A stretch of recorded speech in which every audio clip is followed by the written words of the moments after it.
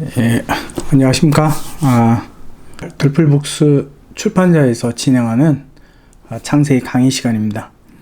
오늘 이제 창세기 3장 이제 4절에서 5절 말씀을 생각할 건데요. 지난번에는 그러니까 유혹을 받은 그 상황에 대해서 설명을 드렸죠. 자, 오늘 하고 다음번 내용까지가 그 원죄에 관한 이제 그 정의를 우리가 지금 공부할 겁니다. 그래서 제목은 선악과를 먹으면 너희 눈이 하나님처럼 밝아진다라는 사단의 꼬임에 대해서 우리 생각하려고 합니다. 자, 원죄가 무엇인지 혹은 어떤 것을 원죄라고 하는지를 생각하는 여기는 들풀북스 출판사입니다. 자, 지난 시간에 기독교의 원죄에 관해서 관한 첫 시간이었는데 뱀이 하와를 꿰기 시작한 내용이었죠. 뱀이 하와를 유혹의 대상으로 삼을 수 있었던 그 이유가 창세기 2장 24절 말씀으로 설명한 것으로 기억이 됩니다.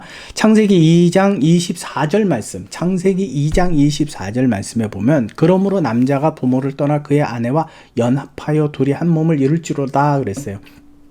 거기에서 보면 연합하다라는 단어를 설명을 드렸죠. 자, 연합하여, 합하여, 그 뜻은 붙잡다, 착 달라붙다, 바짝 따라가다. 그런 의미입니다. 이 동일한 히브리어 단어가요. 룻기서 1장 14절에 똑같이 쓰였는데 거기서는 한글 성경에서는 붙잡다라는 말로 번역이 되어 있습니다. 연합하다라는 말이 아니라 붙잡다라는 말로. 그래서 룻기서 1장 14절에 보면 그들이 소리를 높여 울더니 오르바는 그의 시어머니에게 입맞추되 룻은 그를 붙잡았더라 라고 기록이 되어 있습니다.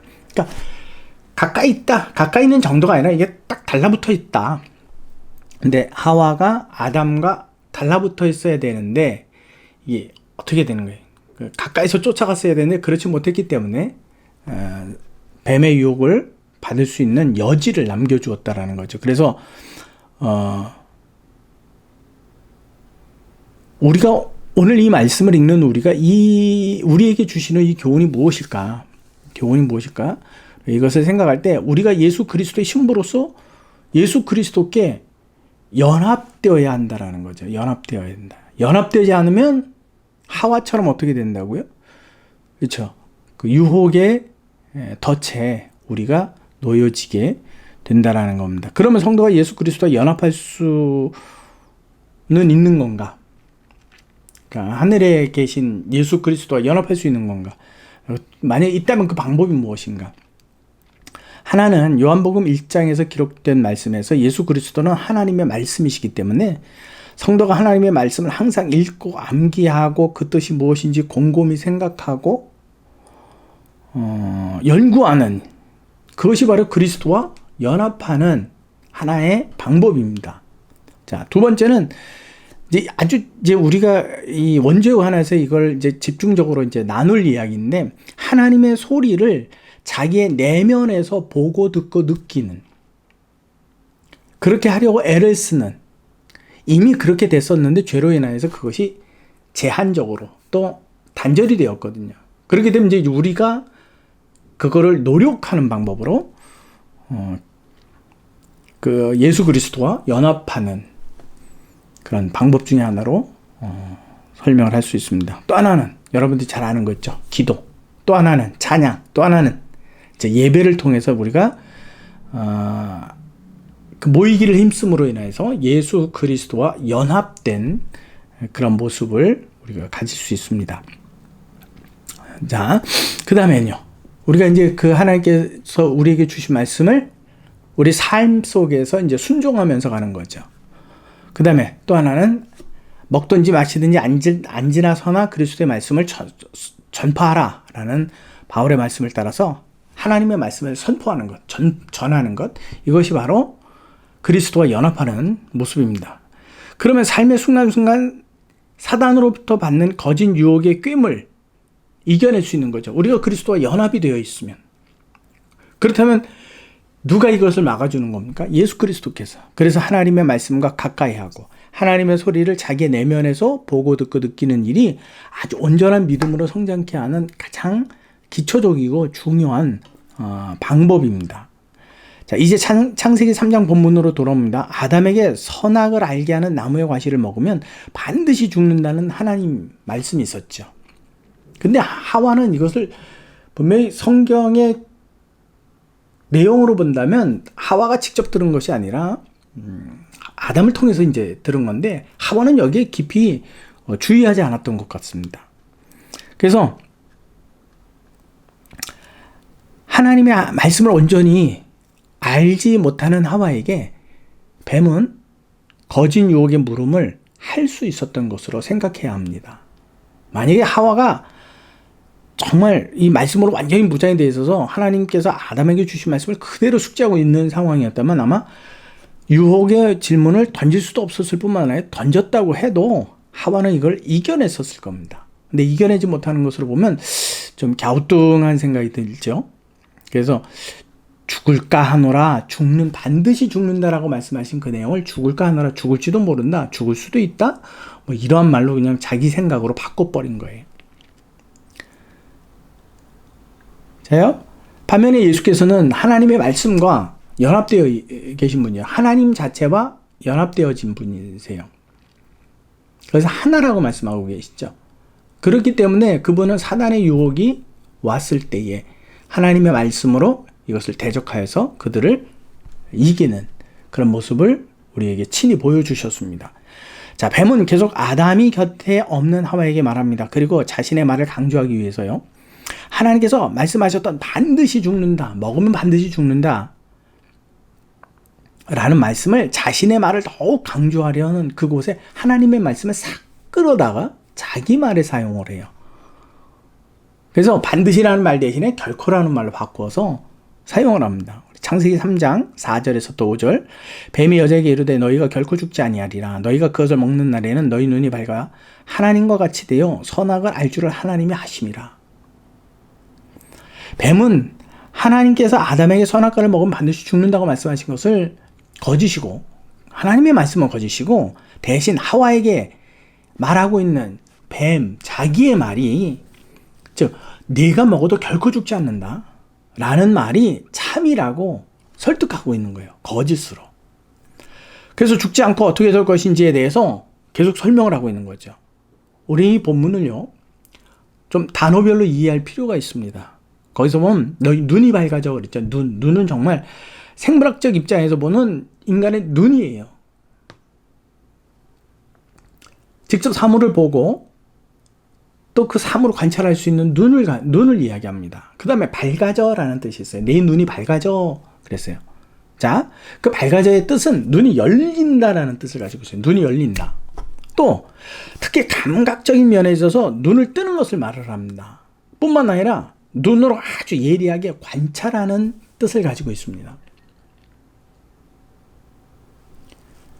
그래서 이 뜻으로 이 본문을 다시 설명하면, 하와 내 눈으로 직접 보고 관찰해서 선과 악을 내가 직접 판단하게 되면, 하나님에게 판단을 묻지 말고 네가 직접 판단하게 되면 하나님과 같은, 즉 내가 하나님이 되는 거야 라고 일러주는 거예요. 여기에는 어떤 의미가 또 담겨져 있느냐면요, 네가 하나님이야, 네가 하나님이 되는 거야. 네가 하나님이 되는 날에는 다른 하나님은 필요 없어. 그치? 라고 이것을 설명을 하면서, 감추면서 이 선악과를 먹도록 자꾸 권유하고 있는 거죠. 하와와 아담은 이미 생각했듯이 자기의 눈으로 잘 보면서 살고 있었을 거예요. 그런데 왜 뱀이 다시 눈이 열려 무엇을 볼 수 있다고 말하고 있는지, 뱀의 거짓 유혹은 참 이상한 내용을 담고 있는 게 본문에서 우리는 발견할 수 있습니다. 그렇기 때문에 성경 기록을 문자대로 이해할 것이 아니라 그 문자를 비유와 상징으로 보고 그 의미를 살펴야 한다는 거예요. 지금 뱀이 하와를 유혹할 때 내 눈이 열린다라는 건 진짜 감겼던 눈이 갑자기 퍽 열어지는 이러한 개념이 아니라는 거예요. 그래서 성경을 문자적으로만 이해한다는 것은 성경을 바르게 이해할 수 없는 방법 중에 하나입니다. 결국에 뱀은 이 말로 하와의 마음을 얻어버렸어요. 그럴까라는 마음으로 기울어졌다는 말이에요. 뱀은 이미 눈이 열려 자기의 눈으로 보는 하와에게 선악과를 먹으면 눈이 열린다라고 말한 내용을 우리는 아주 주의 깊게 생각을 해야만 합니다. 이는 원죄를 바르게 이해하는 가장 중요한 열쇠가 되기 때문에 그렇습니다. 뱀이 이렇게 말할 수 있는 상황을 다른 각도에서 우리 한번 추측해 보겠습니다. 자, 무슨 말인지 여러분 이해가 되시죠? 다른 각도에서 한번 생각해 보자라는 거예요. 첫째는 하나님께서 아담과 하와를 창조하셨을 때 눈을 만들어 주시지 않았기 때문에 선악과를 먹으면 진짜 눈이 퍽 하고 열린다. 그런 의미로 이야기한 것이다. 두 번째, 하나님께서 눈을 만들어는 주셨지만 아주 시력이 약한 눈을 만들어 주셔서 대신에 그 선과 악을 알게 하는 나무의 과실을 먹게 되면 시력이 굉장히 높아져서 좋아져서 충분히 볼 수 있다라는 거죠. 그러한 배경이 있었기 때문에 지금 뱀이 하와에게 이렇게 말을 한 것이다. 이렇게 이제 두 가지로 추측을 해보았습니다. 그래서 선악과를 먹으면 눈이 열린다 라고 유혹을 한 건데, 여러분 이 두 가지 중에 뱀이 하와에게 이렇게 말을 했을 경우 가정에서 두 가지 중에 어떤 것이 옳다라고 생각을 합니까? 처음부터 안 만드셨다. 만드셨는데 시력이 약했지만 선악과를 먹으면 없던 눈도 열어지고 약했던 시력도 높아진다. 어느 것이 옳겠습니까? 근데 뱀이 자기의 말을 믿고 선악을 알게 하는 나무의 과실을 먹기만 하면 눈이 열려 볼 수 있게 된다라고 말을 했잖아요. 그 두 가지 중에 어떤 것이 참이겠습니까? 둘 다 아닙니다. 그래서 온 천하를 꿰는 자라는 이름을 얻는 거죠. 왜? 거짓으로 계속 꿰는 거예요. 하나님은 처음부터 볼 수 있게 만드셨고 시력도 아주 좋게 만드셨어요. 근데 뱀이 이것을 살짝 바꾸어 놓은 거죠. 그래서 꿰는 자를 이름하여 사탄이라고 이야기하고 성경에서 이야기하고 있습니다. 그러면 하나님께서 아담과 하와를 창조하셨을 때 어떤 상태였을지 여러분 우리 한번 생각해 보십시다. 이 내용을 이해하기 위해서는 창세기 1장부터 여러분들이 사실은 다시 읽으셔야 돼요. 다시 읽으시는데 제가 여기서는 바로 설명을 드리면 여러분들이 한번 시간 나실 때 한번 1장으로부터 쭉 1장을 한번 천천히 한번 읽어보십시오. 1장 4절, 10절, 12절, 18절, 21절, 25절, 31절에 공통된 단어 하나가 등장을 해요. 하나님께서 천지를 창조하셨을 때예요. 그것은 본다라는 동사입니다. 히브리어로는 라라는 단어인데 그 뜻은 보다, 숙고하다, 분별하다, 주시하다라는 의미를 가지고 있습니다. 하나님께서 창조하신 것을 매번 창조하시고 나서 그거를 매번 주시해서 보시고 그리고 어떠한가 분별하시고 판단하시고 보시기에 좋았다라고 말씀하셨다는 거예요. 보시고 말씀하셨다라는 거지 안 보고 말씀하셨다라는 게 아니에요. 근데 희한하죠? 2장으로부터 아담을 만드셨는데요.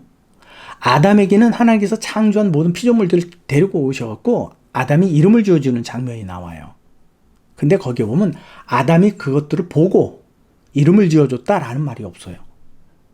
또 하나가 있죠. 하와를 만들어서 아담에게 데려오셨는데 아담이 하와를 보고 라는 단어가 없어요. 하나님은 몇 때마다 보고 판단하고 말씀하셨는데 아담에게는 그게 없었다는 얘기예요. 뭔가 좀 이상하지 않습니까? 당연히 보았기 때문에 이름도 지어준 거고 보았기 때문에 내 뼈 중에 뼈, 살 중에 살이라고 얘기한 거 아닌가. 그렇기 때문에 생략한 것이 아닐까. 그러면 하나님은요? 처음 만들어진 거기 때문에 몇 대마다 보셨나요? 아담에게 있어서도 동물을 보는 건 처음이에요. 하와를 보는 것도 처음이고요. 이런 면으로 생각해 볼 때 아담이 자기의 눈으로 직접 동물들과 하와를 보았었는지 의문도 생겨요. 그래서 여기에서 우리가 생각해야 하는 것은요. 이미 눈이 열려있는 하와에게 뱀이 자신이 추천하는 선악과를 먹으면 하와의 눈이 다시 열려 보게 된다라는 이 말을 우리가 그냥 넘어가면 안 되고 아주 깊게 생각해야 된다는 뜻입니다. 하나님께서는 아담과 하와를 창조하셨을 때 처음부터 지금 우리의 몸과 같이 그들에게도 눈과 귀와 코와 감각 기관들을 만들어 주셨습니다. 그리고 그들의 내면에 무엇을 주셨죠? 하나님의 형상을 주셨어요. 호흡을 주셨죠. 그래서 그들이 생명이 되었잖아요. 그래서 하나님의 형상을 넣으신 그 상황에서 또 하나가 있습니다. 하나님의 영들과 함께 있게 하셨어요. 하나님의 영들과. 그래서 아담과 하와 그들은 자신의 몸의 눈과 귀와 느낌 그리고 내면에 있는 하나님의 형상도 보는 눈, 듣는 귀, 느끼는 감각들을 주셨고 영과 육이 보고 그 다음에 거기에 대한 분별과 판단이 필요할 때는 언제든지 그들과 함께하는 하나님의 영에게 물어서 그들의 소리, 즉 하나님의 영의 소리를 듣고 판단하도록 하나님께서 창조 질서 가운데 그렇게 만들어 놓으셨던 겁니다. 이것은 요 단편을 보고 이야기하는 것이 아니라 이 다음에 계속 기록되어지는 말씀을 보고 추론해낸 겁니다. 물론 여러분들이 이것을 이건 당신의 생각이지 라고 말을 할 수 있지만 여러분들도 한번 성경 말씀을 곰곰이 살펴보시기 바랍니다. 돼요? 그러니까 아담과 하와가 모든 것을 이해하기 위해서는 또 분별하고 판단하기 위해서는 누가 꼭 있어야 되느냐면 하나님의 영 있어야 되는 거예요. 그래서 그 하나님의 영이 말하는 소리를 듣고 또 그것을 보고 자기 안에 판단할 수 있는 겁니다. 그러니까 영과 육은 떨어져 있는 것이 아니라 동시적이라는 거죠. 그래서 그들은 몸과 내면의 존재가 같이 영혼이죠. 하나님의 형상을 닮은 그것이 같이 보고 그것을 성령 즉 하나님의 영에게 물어서 그의 판단을 받아들이고 순종하는 거예요. 그렇게 하나님께서는 창조하셨어요. 그래서 아담과 하와는 자기의 눈으로 직접 본다는 것만이 전부가 아니었습니다. 내면의 눈으로 보는 것도 있고요. 또한 그것이 하나님의 영에게 물었을 때 그 영의 판단의 소리를 보고 듣고 느껴야 했습니다. 거기까지 갔어야 되는 거예요.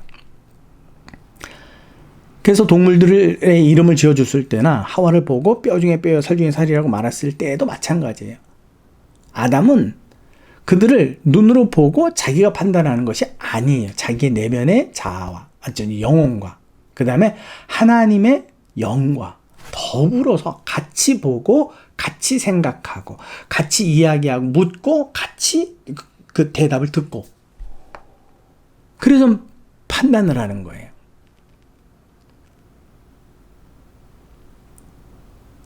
자요? 그래서 성경은 아담이 직접 자기의 눈으로 무엇인가를 보았다라는 것을 중요하게 기록할 이유가 없었습니다. 왜? 보는 것이 그 몸의 육체의 눈만 가지고 보는 것이 아니었기 때문에 그렇습니다. 아담이 본 것은요, 그의 내면에 있는 하나님의 형상과 또 하나님의 영이 같이 본 것입니다. 여러분, 하나님의 실체는요, 소리입니다. 소리. 회전하는 그림자도 없는 소리입니다. 그 소리를 육의 눈으로서는 볼 수가 없어요. 하나님의 형상으로 봐야 합니다. 그분이 우리에게 주신 그 하나님의 형상으로 보고 듣고 느껴야 하는 겁니다. 그래서 아담과 하와는 소리인 하나님을 자기의 눈이 아닌 내면에 있는 하나님의 형상과 함께 보고 느끼는 겁니다. 제가 이 말을 자꾸 반복할 겁니다. 여러분 좀 기억에 담아두시길 바랍니다. 이 내용도 창세기 6장에 가면 자세히 설명드립니다. 하나님의 아들들이 사람의 딸들과 자기 눈에 보기에 좋은 대로 결혼을 했기 때문에, 즉 하나님께는 의견을 묻지 않았기 때문에 하나님께서 어떻게 하죠? 내 영이 너희들과 함께 거하지 아니할 것이다. 또 하죠. 제가 이 내용을 여러분들이 잘 이해할 수 있도록 설명을 하고 있는지 제가 잘 모르겠습니다. 지금 우리가 생각하는 우리와 똑같은 아담과 하와라면 모든 대상을 자기의 눈으로 직접 보고 듣고 느끼고 이해하고 판단했었을 것입니다. 그러나 에덴 동산에서 죄를 짓지 않았던 아담과 하와는 자기의 눈으로 직접 보고 자기의 귀로 직접 듣고 자기의 감각기관을 통해서 아는 그것만 신뢰한 것이 아니라 자기 내면에 있는 하나님의 형상, 또 함께하는 하나님의 영과 더불어 모든 것을 보고 듣고 느끼고 이해하고 분별하고 판단했다라는 이야기예요. 예를 들어서 에덴 동산에서 아담과 하와가 선악과를 분별할 일은 없었지만 만약에라도 있었다면 자기 몸에 있는 눈과 귀와 감각으로 알았겠지만 그보다는 내면에 있는 하나님의 형상과 하나님의 영이 판단하는 소리를 따랐다는 뜻입니다. 자기들이 직접 몸의 눈으로 보고 듣고 느끼는 것만으로 판단하지 않았다라는 거예요. 여기까지 이해가 되시죠? 좀 불안해서 자꾸 반복해서 이야기하는데, 하나님께서 본래 아담과 하와를 이처럼 창조하셨습니다. 그래서 아담과 하와는 항상 소리인 하나님께 자신의 몸과 내면의 하나님의 형상이 항상 귀를 기울이고 시력을 집중하도록, 그렇게 하나님께서는 원하셨던 거죠. 그래서 아담과 하와는 자기의 눈으로 직접 보았기 때문에 스스로 판단하려 하지 않았고, 하나님께서 판단하시는 그리고 말씀하시는 그 소리를 보고 듣고 느끼도록 창조하셨습니다. 그래서 선과 악을 알게 하는 나무의 과실은 창조주 하나님과 피조물인 아담과 하와의 경계선에 서 있는 겁니다.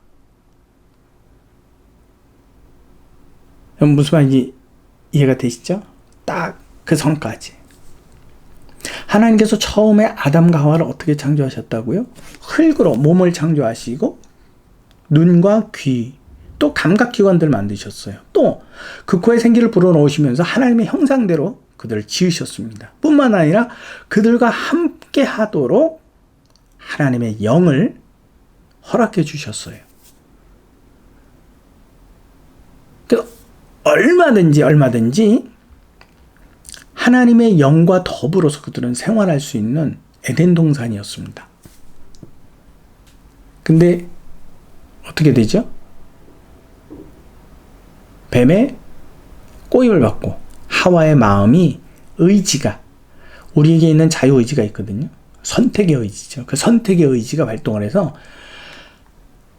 하나님의 형상인 내면에 하나님의 형상이 보는 것을 이제는 더 이상 신뢰하지 않기로 작정한 거예요. 그리고 내면이 보는 것 원치 않는 거예요. 그리고 내면으로 본다라는 것, 또 하나님의 소리를 내면에서 듣는다라는 것, 이런 것도 별로가 아니라 완전히 원하지 않게 된 거죠. 그게 원죄입니다. 제가 이 말을 이번 시간에 계속 반복을 했고 다음 시간도 계속 반복을 하고 아마 몇 번에 걸쳐서 계속 이야기할 겁니다. 여러분 꼭 기억해 두십시오. 아담과 하와는, 에덴 동산에 있었던 그 아담과 하와는 지금 우리의 모습과 외형적인 모습은 같습니다. 같아요. 근데 우리는 죄를 짓고 난 이후에 내면에 하나님의 형상이 보고 듣고 느끼는 것에 대해서 무감각해지고 함께하는 하나님의 영과 더불어 교제가 단절이 되었고, 그래서 그의 소리를 들으려 하지 않고, 그러다 보니까 우리는 더욱 어디에 집중하게 되는 거예요?